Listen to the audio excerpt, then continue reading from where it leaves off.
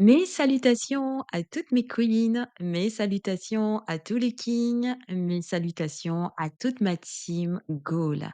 Bienvenue sur ma chaîne Devenir un couple Goal où l'on se retrouve pour un tout nouveau podcast assez simple avec un sujet de la plus haute importance. Il s'agit d'un sujet qui concerne les relations avant le mariage, les relations avant de vivre ensemble, avant d'être un couple. Donc, elle concerne toutes les personnes qui sont en période de fréquentation, qui sont fiancées, qui viennent de se rencontrer, qui sortent ensemble depuis 1 mois, 2 mois, 6 mois, 1 an, 2 ans, qui ont envie de faire des projets de vie de couple et de projets de mariage ensemble et qui sont en train de cheminer. Si vous êtes dans cette situation et que vous n'êtes pas encore marié, je vous conseille d'ouvrir bien grand les oreilles, de mettre le son à fond, de vous installer confortablement avec un petit café ou un petit thé, voire un chocolat ou un jus de fruits, une citronnade, quelque chose de bien frappé si vous êtes en plein soleil. N'oubliez pas le parasol, n'oubliez pas la clim, le ventilateur et surtout, n'oubliez pas la moustiquaire ou alors les produits pour les moustiques pour ceux qui sont dans un pays chaud. En tout cas, vous l'avez compris, c'est un sujet de la plus haute importance qui ne souffre aucune contrariété et faites en sorte que vous ne soyez pas dérangés afin de ne rater aucun des enseignements et aucun des conseils qui vous seront donnés. Le sujet d'aujourd'hui concerne justement la chasteté avant le mariage. Dans ce podcast, je vous donnerai 19 astuces pour préserver votre vertu, votre chasteté avant le mariage. En fait, ce qui est important de comprendre, c'est que le sujet d'aujourd'hui, mes queens, il s'adresse particulièrement à vous, d'accord? D'ailleurs, si vous êtes un king, sortez tout de suite, et appuyez sur le bouton off. Sortez, allez faire quelque chose, allez voir vos copains, allez tondre la pelouse.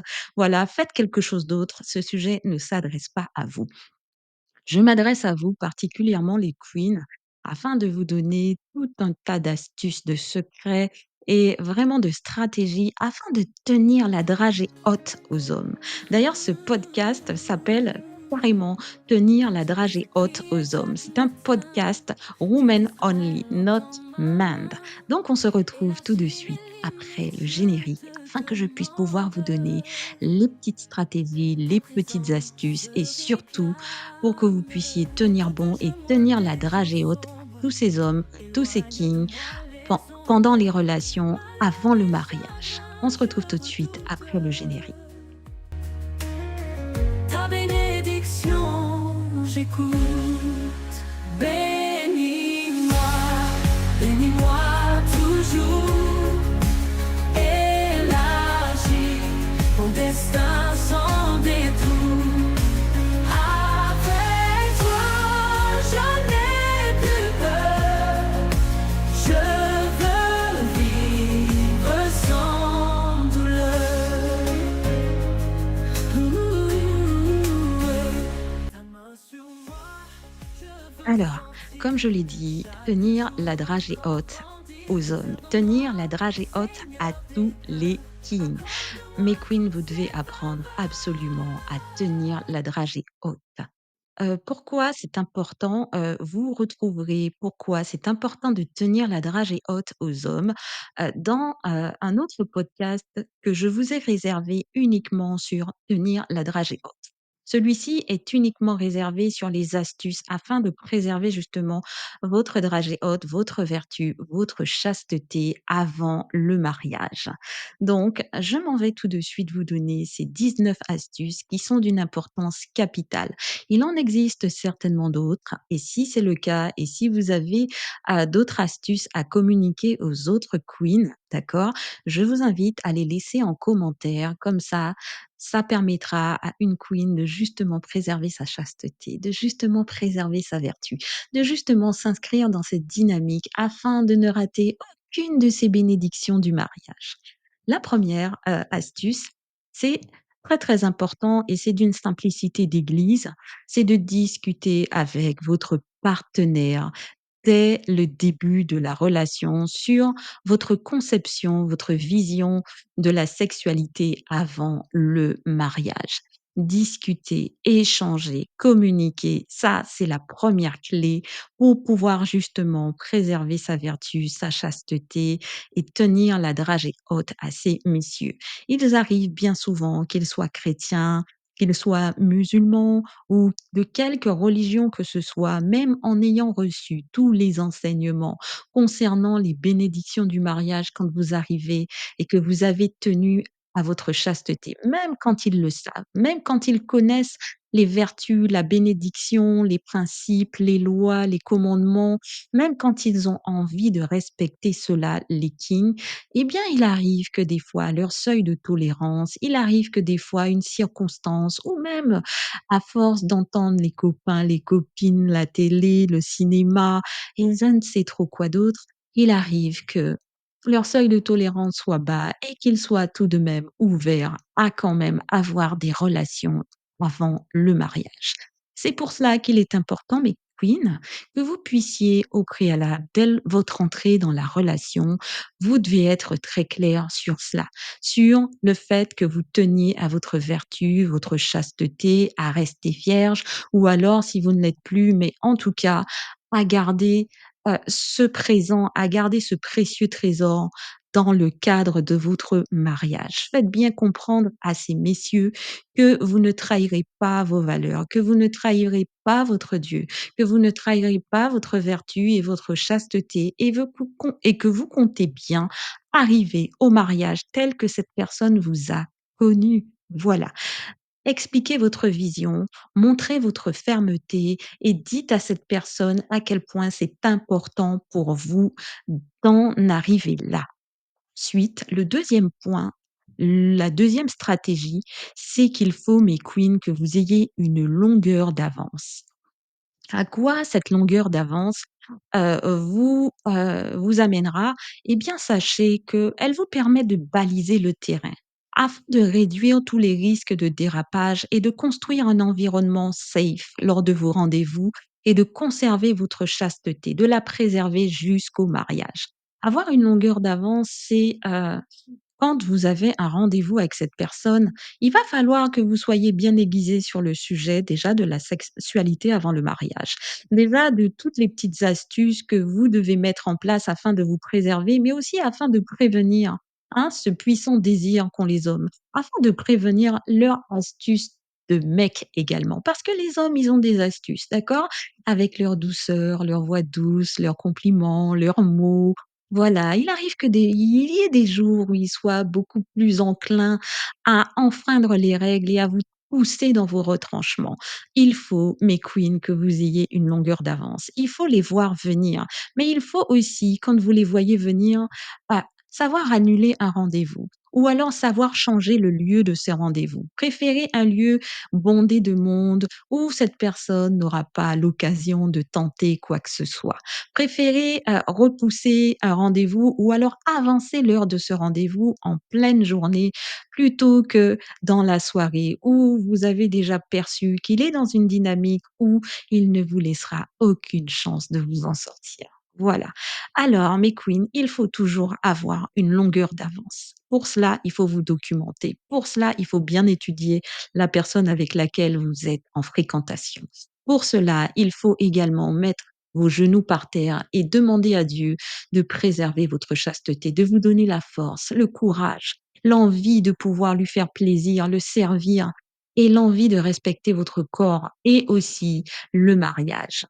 La troisième stratégie, c'est d'éviter de vous retrouver dans des lieux fermés, seul avec votre cheminant, votre relation, votre fréquentation ou votre fiancé. Il faut éviter, d'aller à son appartement ou de l'inviter à votre appartement si vous êtes étudiante, si vous êtes seule, si vous êtes salariée ou si vous êtes chef d'entreprise. En tout cas, si vous avez votre logement, d'accord? Évitez de l'inviter, dans ce logement seul ou alors éviter d'aller dans son logement ou alors, à l'hôtel ou, de partir en vacances seul avec cette personne. Vous allez, augmenter les risques de ne pas rester chaste avant le mariage puisque vous le savez, la chair est faible comme ils aiment souvent le dire. Oui, Eh bien, si la chair est faible, prenez de l'avance et évitez de prendre des risques et de vous retrouver dans des lieux seuls avec cette personne pour laquelle vous avez des sentiments, vous avez de l'attirance et avec laquelle vous envisagez de faire votre vie. Vous savez déjà qu'il y a tous les ingrédients pour pouvoir justement passer à l'acte. Eh ben, réduisez justement les risques et les sources qui peuvent vous pousser à passer à l'acte alors que ce n'est pas le moment. Le quatrième point, c'est d'éviter les lieux sombres et les atmosphères propices à la sensualité. Donc, les lieux sombres, ce sont les salles de cinéma où certaines personnes tentent le tout pour le tout, c'est-à-dire, des soirées avec, des lieux tout à fait retirés, voilà, des coins et des repères, voilà, uniquement faits pour pouvoir passer à l'acte. Évitez cela. Évitez également les atmosphères propices à la sensualité, c'est-à-dire de regarder des films où il y a justement des personnes qui passent à l'acte et des films où l'érotisme est vraiment, mis sur le trône, où la sensualité est mise sur le trône, où justement durant tout le film, vous vous retrouvez avec des images, avec des messages subliminaux et avec justement cette tentation de pouvoir vous aussi vous retrouver dans cette ambiance qui va certainement agir sur vous. Cela peut s'agir de films, de vidéos, de chansons, voilà. Évitez ce genre d'atmosphère, voilà, où vous vous retrouvez seul et où vous êtes soumis à la une trop grande tentation, en fait. Le cinquième point, c'est qu'il va falloir rester féminine dans le vestimentaire, mais éviter d'être aguicheuse et trop sexy. Mes queens, c'est une stratégie. À un moment donné, il va falloir que vous puissiez, non pas, vous habiller comme un garçon ou bien, mettre un sac à patates sur vous, mais évitez les vêtements trop sexy où votre poitrine est dénudée, où on voit toutes vos formes, voilà, il y a plus besoin de vous dénuder pour savoir quelle forme vous avez, quelle non, à un moment donné, évitez d'être trop aguicheuse, d'être trop sexy, afin de ne pas provoquer chez votre partenaire justement un désir trop pressant qui l'amènerait à vous côtoyer, à vous toucher, à vous manipuler, à vous tripoter jusqu'à vous faire céder. Le sixième point, c'est qu'il va falloir que vous puissiez porter des vêtements qui n'appellent pas à vous sauter dessus. C'est-à-dire éviter de porter des vêtements prêts à l'emploi. C'est-à-dire les petites jupes qui arrivent, au ras de ce que je ne vais pas vous dire, va falloir éviter ça. Les ventres dehors, la poitrine totalement à l'air, là, on n'est plus dans la guicheuse et sexy, on est dans le prêt à l'emploi. On arrête les vêtements prêts à l'emploi d'une transparence exagérée, de vraiment à outrance et vous devez protéger votre chasteté. Votre futur conjoint aura largement le temps de vous découvrir, de voir votre nudité et de pouvoir justement jouir de ce trésor qu'est la sexualité. Évitez les vêtements prêts à l'emploi. Le septième point, c'est que vous devez porter des vêtements dissuasifs quand vous savez que le risque de céder est plus que présent. C'est-à-dire comme, des vêtements dissuasifs ou alors des sous-vêtements dissuasifs.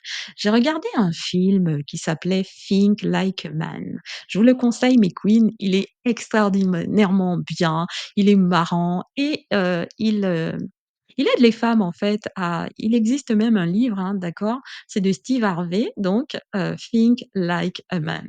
Alors, ce film, je vous invite à le voir, je ne vais pas vous spoiler et dans ce film, en fait, il y avait une jeune femme qui était très, très jolie, très, très, très, sexy et quand elle savait que le risque était vraiment, vraiment accru lors d'un date et bien, pour, justement se dissuader, pour pouvoir résister à la tentation de passer à l'acte, cette jeune femme avait mis un vieux soutien de grand-mère, mais vraiment le plus laid des soutiens, quelque chose de totalement dissuasif dans le sens où, que si quelqu'un venait à voir ce soutien, cette per eh ben, elle en aurait eu honte tellement c'est laid, tellement c'est grand-mère, tellement c'est vieillot, tellement c'est vraiment honteux, voilà. Donc, essayez la méthode du soutien de grand-mère ou de la vieille culotte de grand-mère, Je vous dis pas d'essayer la méthode de la culotte déchirée ou du sous-vêtement déchiré, mais si vous savez que même le soutien de grand-mère ne sera pas dissuasif, et ben, faites la méthode du soutien déchiré ou de je ne sais trop quel sous-vêtement déchiré, mais voilà, c'est important. Si ça peut vous aider à sauver vos bénédictions du mariage et à rester chaste jusqu'au mariage, alors tentez le tout pour le tout et faites-le.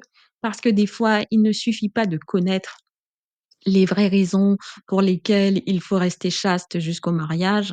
Il faut aussi quand même mettre des armes, toutes les armes de votre côté pour pouvoir le rester parce que il suffit de rien, d'une étincelle pour que le feu s'embrase.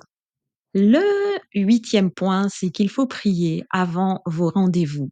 Mes queens, priez avant vos dates. C'est très, très important et demandez à Dieu de pouvoir justement bénir ce rendez-vous, de pouvoir, sanctifier ce rendez-vous, de faire en sorte qu'il puisse pouvoir préserver votre chasteté et vous mener là où Dieu a décidé de vous mener et pas là où le diable veut vous mener. D'accord? Priez avant vos dates. Remettez dans les mains de votre créateur, de votre tout-puissant, vos rendez-vous avec votre chéri, votre cheminant, votre fiancé. Voilà. Le neuvième point, c'est qu'il faudrait éviter les dates après une certaine heure, genre après 22 heures, après 21h30, à 23 heures. Voilà. Il est des certains hommes qui sont très, très, très, très, très malins, très intelligents, mais dans le mal. Et ceux-là vous donnent rendez-vous toujours.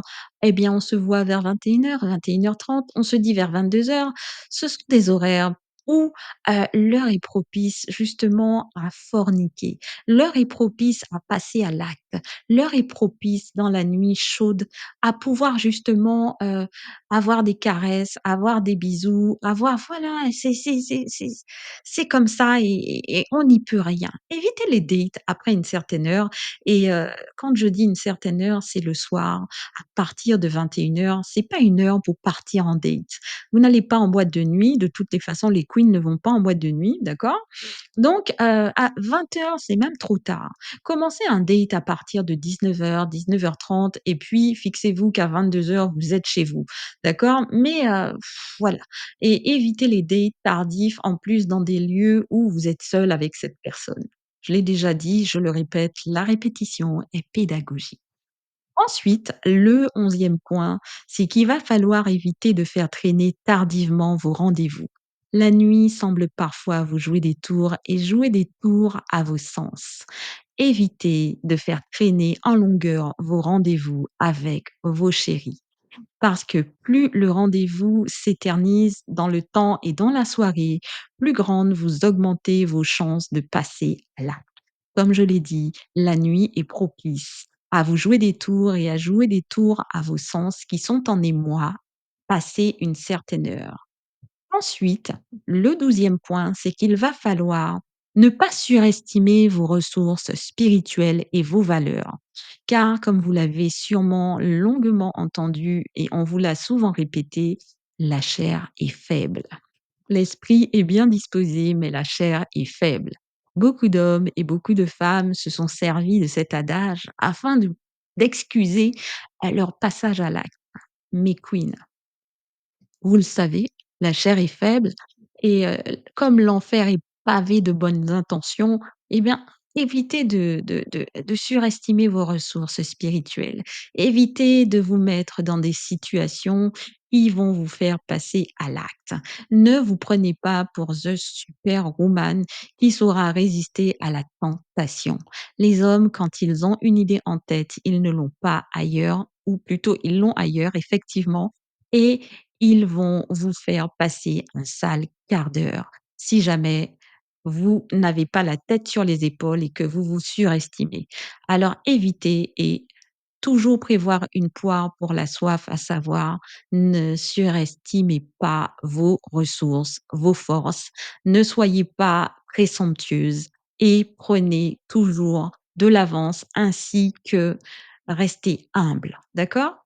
Ensuite, le treizième point, c'est qu'il ne faut pas tenter le diable avec vos paroles, avec votre regard, avec vos attitudes, avec vos vêtements. Ne tentez pas le diable. Je sais que vous avez cette tendance à vouloir être dans la séduction, à vouloir séduire, à vouloir plaire, d'accord, c'est bon, c'est bien, à vouloir challenger, à vouloir faire votre voix douce, vos yeux de biche et à dénuder une épaule. Voilà, non, non, non, ne tentez pas le diable, d'accord? Vous aurez largement le temps de tenter le diable quand vous serez mariés, OK? Ensuite, le point suivant, c'est que quand les choses deviennent difficiles et semblent impossibles à gérer, rappelez-vous que votre passage à l'acte avant le mariage vous fera rater de nombreuses bénédictions et que vous amputez sérieusement votre capital mariage.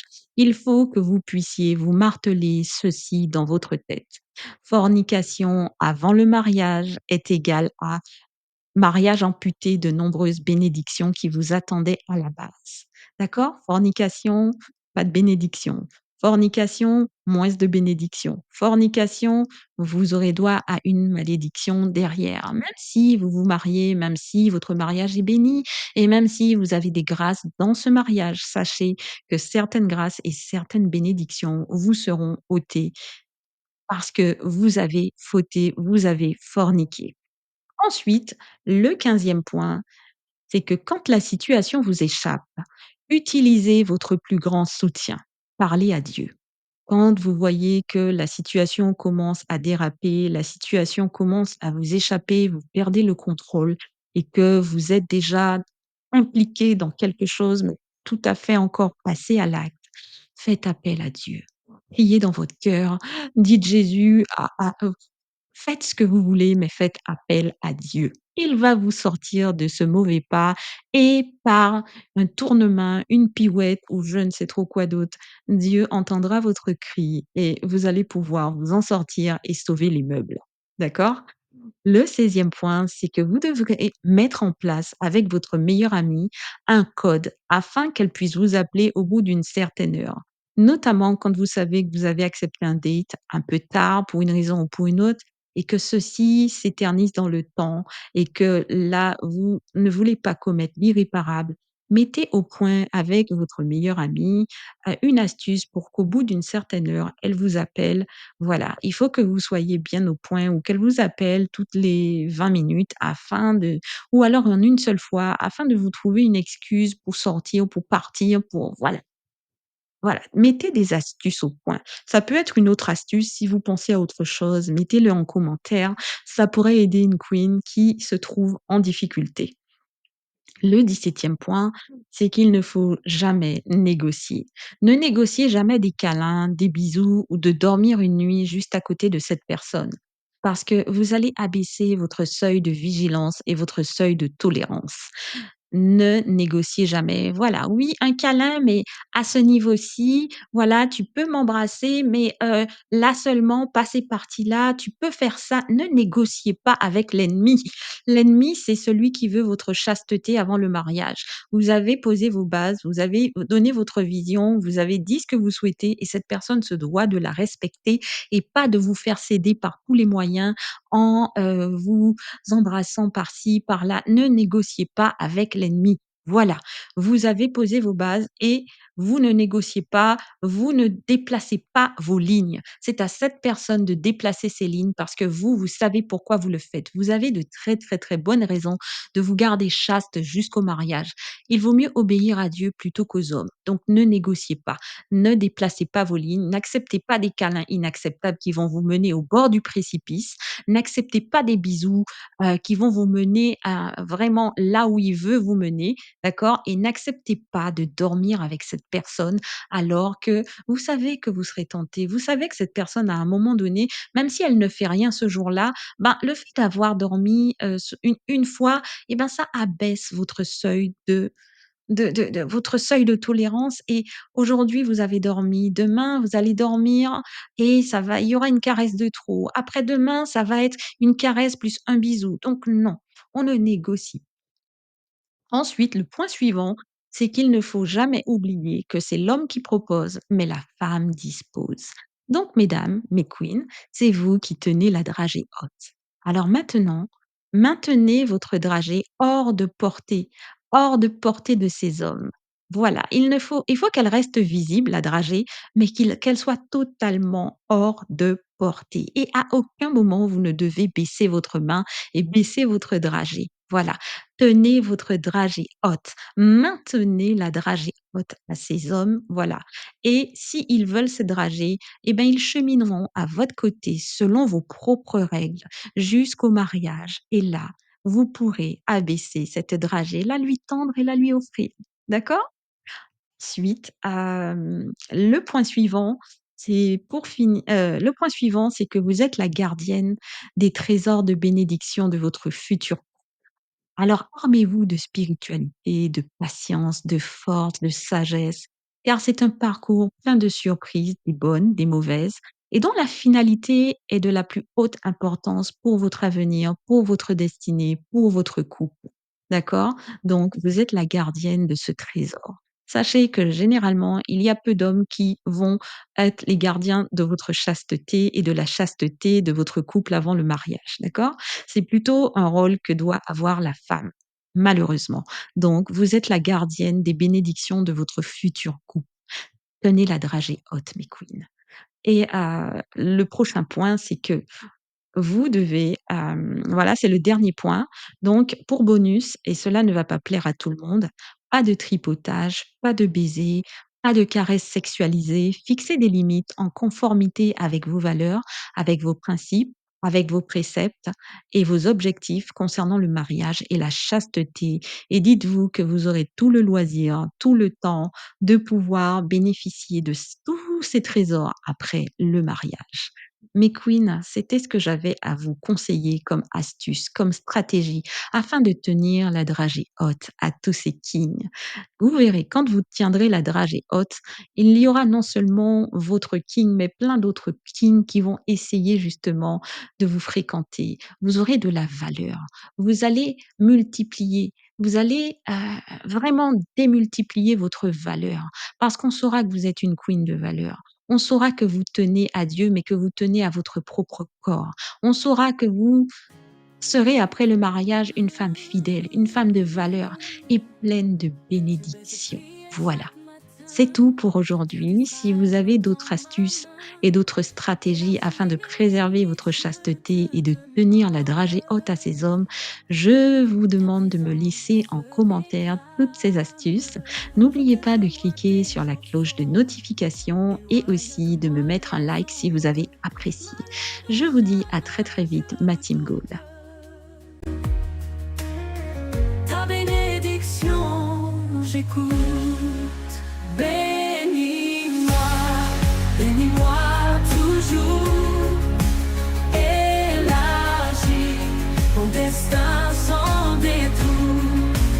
Avec toi, je n'ai plus peur. Je veux vivre sans douleur.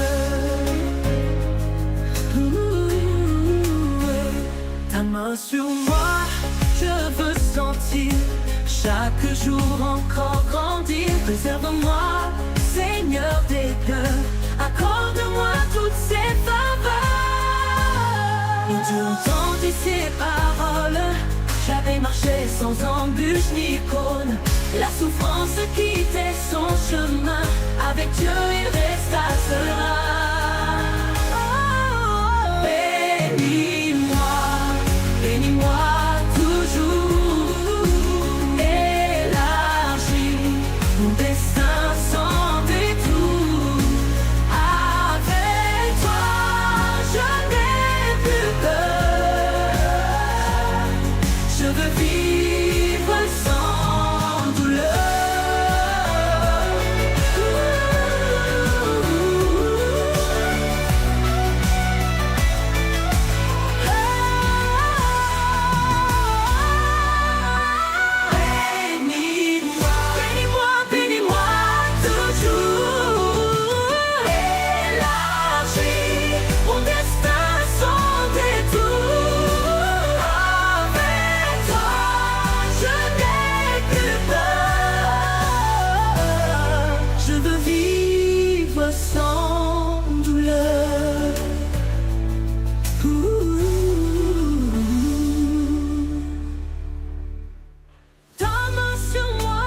veux sentir chaque jour encore grandir.